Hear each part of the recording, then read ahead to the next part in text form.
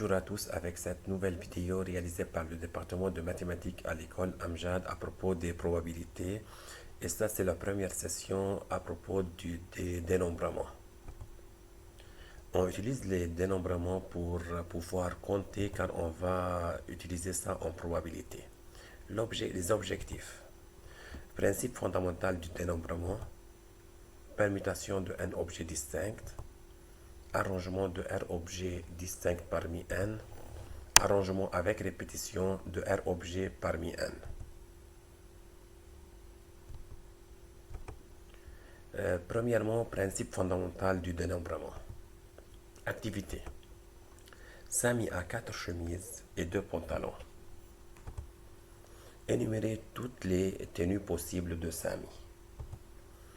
L'arbre est une méthode organisée pour énumérer tous les cas possibles. On nomme les chemises de Samy S1, S2, S3, S4 et ses pantalons P1 et P2. Tout d'abord, il va ouvrir son armoire. Il doit choisir une de ces 4 chemises S1, S2, S3, S4. Puis, une fois la chemise est portée, il va choisir un pantalon parmi P1 et P2. Alors, les tenues possibles de Samy sont S1P1, S1P2, S2P1, S2P2 et ainsi de suite, jusqu'à S4P2. Donc, on a en total 8. Le nombre de tenues possibles est 8. Peut-on trouver ce nombre sans les énumérer, sans les compter, sans les lister une à une? Arrête-toi et pense. Principe fondamental du dénombrement. Si une expérience A peut se faire de une façon et une expérience B peut se faire de une façon, alors les deux expériences A et B peuvent se faire de M fois une façon. Ça, c'est le principe fondamental du dénombrement. On a le nombre de possibilités d'avoir une chemise est 4, car Samy a 4 chemises. Le nombre de possibilités d'avoir un pantalon est 2, car il a deux pantalons. Alors, le nombre total de tenues possibles est 4 fois 2 égale à 8, d'après le principe fondamental du dénombrement. Application 1. On a 3 stylos, 5 crayons et 4 livres. Deux articles de la même catégorie ne sont pas identiques. De combien de manières d'être différentes peut-on choisir un stylo, un crayon et un livre? Le nombre de possibilités pour choisir un stylo est 3, car on a 3 stylos. Le nombre de possibilités pour choisir un crayon est 5, car on a 5 crayons. Et celui de livre est 4, d'un livre est 4. Alors, le nombre total de possibilités est, tout simplement, on les multiplie. 3 fois 5 fois 4, ça donne 60 manières différentes pour les choisir. Application 2. Dans un restaurant, un repas est formé d'un salade, d'un plat principal et d'un dessert. Le menu offre 3 salades, 8 plats principaux et 5 desserts. Combien de repas différents peut-on former? Le nombre de possibilités pour choisir un salade est 3, car il y en a 3 dans le menu. Celui d'un plat principal est 8 et le nombre de possibilités pour choisir un dessert est 5. Alors, le nombre total de possibilités est 3 fois 8 fois 5 égale à 120 jours. C'est-à-dire, supposons qu'une personne fréquente ce restaurant, alors il a besoin de 120 jours si chaque jour il va venir dîner dans ce restaurant pour essayer tous les repas possibles. Tous les repas possibles, c'est-à-dire toutes les offres que ce restaurant lui donne. Factoriel. Étant donné un entier naturel, n appartient à 0, 1, 2, 3, n est un entier appartenant à n, l'ensemble n des entiers naturels. On appelle factoriel n et on note n, puis ce point d'exclamation, le nombre naturel factoriel n qui est égal à 1 fois 2 fois 3 jusqu'à arriver à n. Prenons des exemples. Exemple. Factoriel 3 égale 1 fois 2 fois 3 égale à 6. Factoriel 5 égale 1 fois 2 jusqu'à arriver à 5, ça revient à 120. Factoriel d'un nombre négatif n'existe pas, car il faut, par définition, un doit être un entier naturel. Le factoriel d'un décimal, ça c'est 3,2, n'existe pas. Factoriel 8 sur factoriel 6 est égal à 8 fois 7 fois factoriel 6 sur factoriel 6 et on simplifie factoriel 6 en haut et en bas pour arriver à 8 fois 7 qui est 56. On peut écrire 12 fois factoriel 11 comme 12 factoriel 12. Pourquoi? Car ça c'est 12 fois factoriel 11 c'est quoi? C'est 11 fois 10 fois 9 fois 8 jusqu'à arriver à 1. Factoriel 12, c'est quoi? C'est 12 fois 11 fois 10 fois 9 fois 3 fois 2 fois 1 jusqu'à arriver à 1. Alors ils sont égaux. Par convention, factoriel 0 égale à 1. Application. Sans utiliser la calculatrice, calculez ce qui suit. Premièrement, factoriel 10 sur factoriel 8. On met le factoriel 10 de la façon suivante. 10 fois 9 fois. Quand on veut arrêter, on met le symbole factoriel. Fois 8 factoriel. On peut l'écrire si on veut 10 fois 9 fois 8 fois factoriel 7. Mais moi, j'ai arrêté à factoriel 8 car en bas, j'ai factoriel 8. Maintenant, on simplifie factoriel 8 et factoriel 8. On aboutit à 10 fois 9 qui est 90. Faites attention ici, quand je simplifie factoriel 8, je ne simplifie pas le 8 tout seul. Ça, c'est 8 fois 7 fois 6 fois 5 jusqu'à arriver à 1. Et en bas, c'est la même chose, 8 fois 7 fois 6 jusqu'à arriver à 1. Factoriel 8 sur factoriel 5 fois factoriel 3. Le factoriel 8, c'est 8 fois 7 fois 6 fois factoriel 5. On arrive jusqu'à factoriel 5 pour le simplifier avec le factoriel 5 qui est au dénominateur. Factoriel 3, on l'a mis 6. Maintenant, on simplifie factoriel 5 et factoriel 5, le 6 et le 6, pour obtenir 56. Permutation de un objet distinct. Dans la permutation, on appelle permutation de un objet distinct de un élément toute écriture ordonnée de ces n éléments. Ordonnée, ça veut dire que A, B différent que B, A. Activité 1. Énumérer tous les mots de 3 lettres distinctes qu'on peut former avec les lettres A, C et T. Les mots sont A, C, T, bien sûr, s'ils ils ont un sens en français ou non. Ça n'intéresse pas. A, C, T, on garde le A au début, on permute C et T, A, T, C. On a terminé les cas où A est au début, on met C au début, A et T, et on échange T, A ici. On met le T au début et on permute C, A et C, A. Donc on a 6 façons pour permuter ces trois nombres. Ce qui est factoriel 3. Ce qui est factoriel 3. Peut-on prévoir une propriété pour permuter un objet distinct?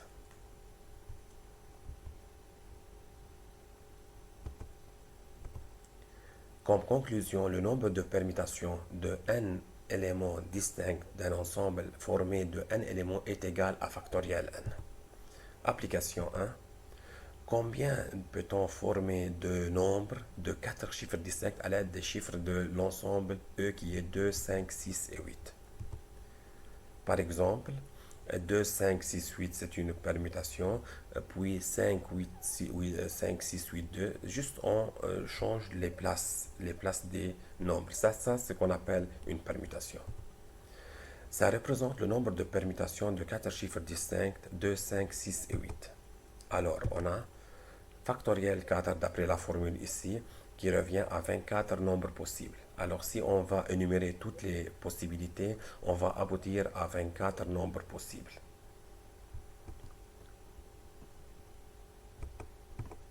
Application 2. De combien de manières possibles peuvent 3 personnes, Sami, Farid et Zahi, s'asseoir sur 3 chaises dans une rangée? Les possibilités sont, on met Sami au début, puis Sami au début, on permute Farid et Zahi, Zahi et Farid. On met maintenant Farid au début, on peut mettre Farid au début, voilà, ça c'est Farid au début, et on permute Sami et Zahi. On peut mettre Zahi au début et on permute Sami et Farid. Alors, toutes les possibilités, on a un factoriel 3 qui est égal à 6 manières possibles pour faire s'asseoir ces trois personnes sur trois chaises dans une rangée.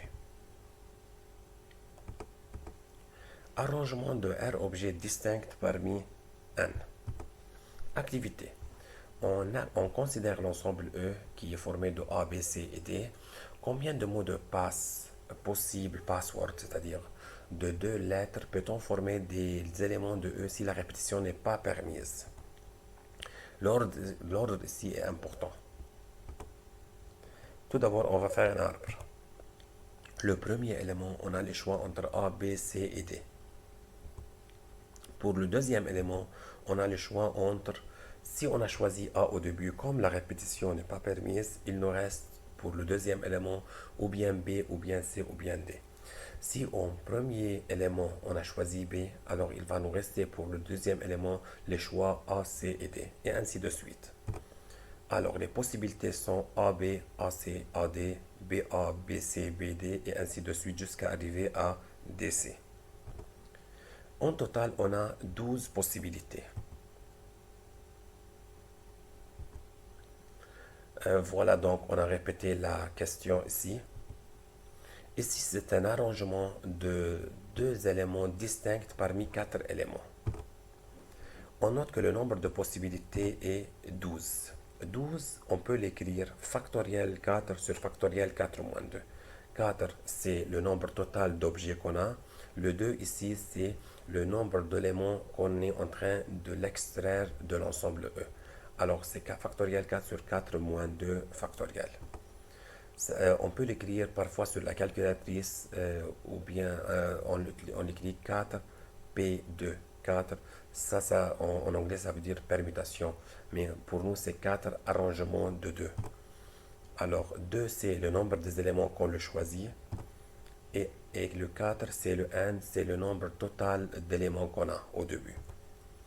Comme conclusion, le nombre d'arrangements de R objets distincts parmi N est NPR, factoriel N sur factoriel N-R, ou bien en français, on utilise souvent ANR, arrangement de R éléments parmi N objets. Dans ce cas, R doit être plus petit ou égal à N, car il n'y a pas de répétition. On ne peut pas choisir, si on a 4 éléments, le maximum qu'on peut choisir à partir de ces 4 éléments est 4 éléments. On ne peut pas choisir plus que ça.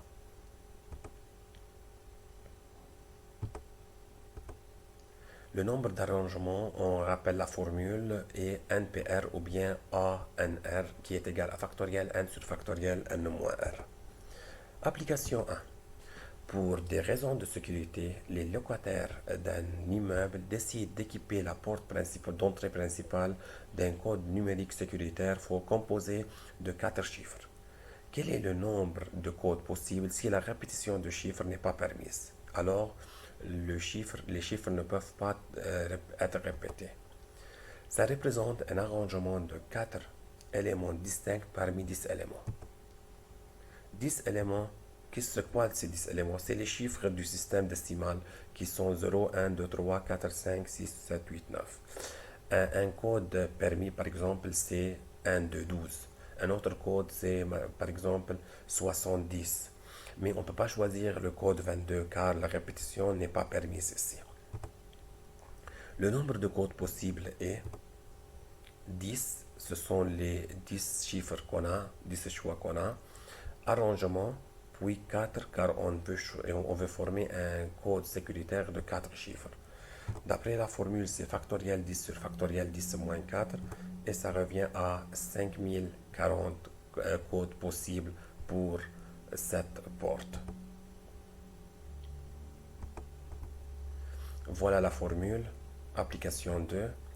Combien de nombres formés de 4 chiffres peut-on former en utilisant que les chiffres impairs? Ça représente encore un arrangement de 4 éléments distincts parmi 5 éléments. C'est quoi ces 5 éléments? Les 5 éléments sont les chiffres impairs du système numérique décimal qui sont 1, 3, 5, 7 et 9. Alors, on va choisir 4 éléments car on veut former 4 chiffres. Et on veut former un nombre de 4 chiffres. Alors, le nombre de possibilités est 5p4 ou bien arrangement 4 de 5. Ça revient à factoriel 5 sur 5 moins 4 factoriel et 120 nombres possibles formés de 4 chiffres des nombres impairs. Voilà la formule, application 3. Déterminer le nombre de façons de disposer des copies de 5 objets distincts dont 8 cases distinctes à raison d'une copie par case.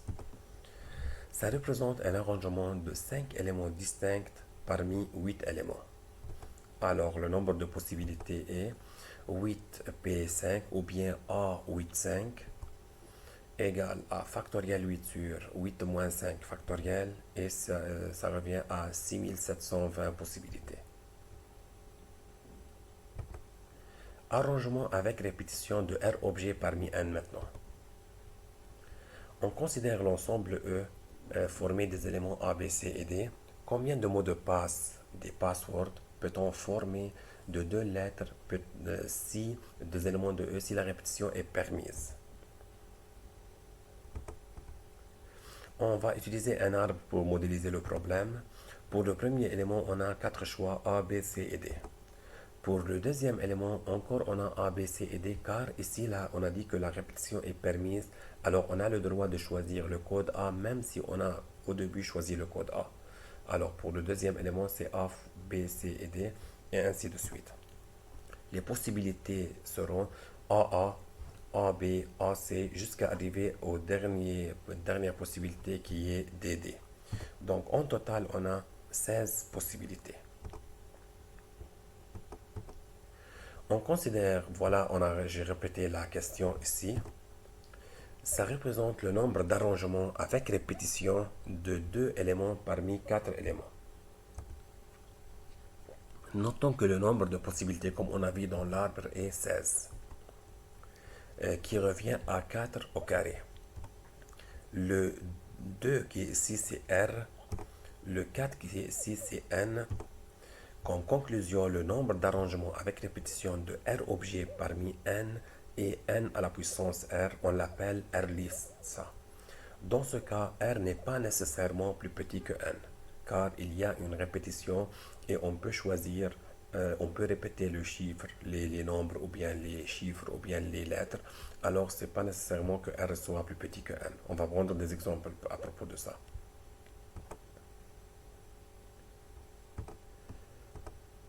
Voilà la formule.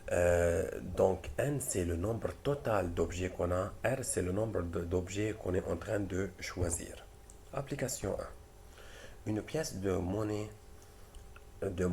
est lancée 3 fois. Trouvez le nombre de résultats possibles.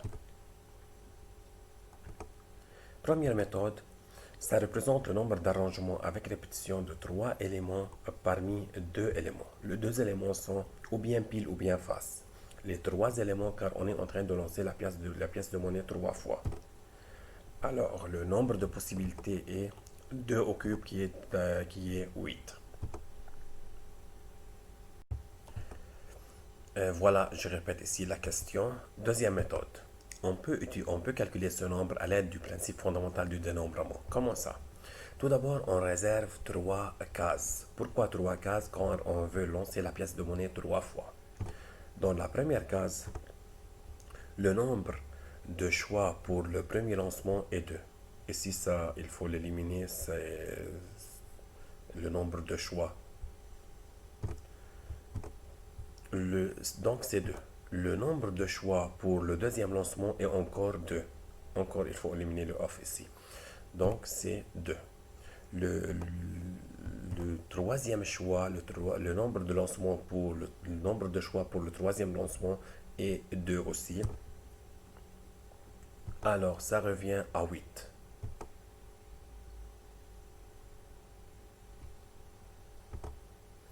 Voilà, on rappelle la formule ici. Application 2. Un dé est lancé 2 fois. Trouvez le nombre de résultats possibles. Ça représente le nombre d'arrangements avec répétition de 2 éléments parmi 6 éléments. Les 6 éléments sont les 6 faces du dé et les 2 éléments car on jette le dé 2 fois.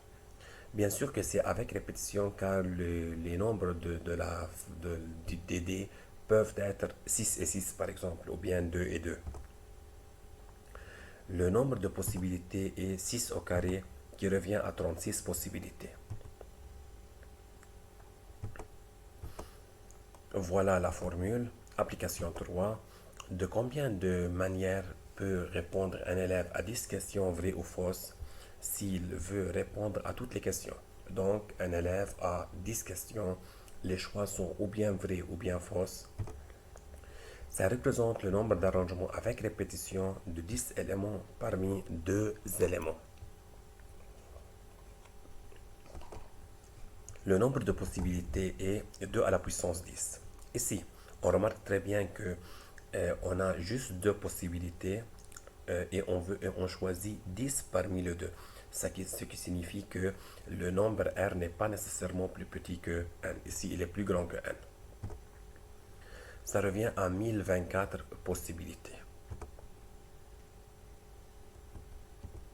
Comme conclusion, on a 3 types qu'on a appris dans cette session. Permutation de n objets distincts, sa formule c'est factoriel n. Arrangement de r objets distincts parmi n, c'est npr, c'est factoriel n sur factoriel n moins r. La calculatrice utilise cette notation, mais dans votre livre, on utilise ANR. Ou bien arrangement avec répétition de R objet parmi n qu'on appelle R10, c'est n à la puissance R. Et voilà la fin de cette vidéo. Merci beaucoup d'avoir visionné cette vidéo.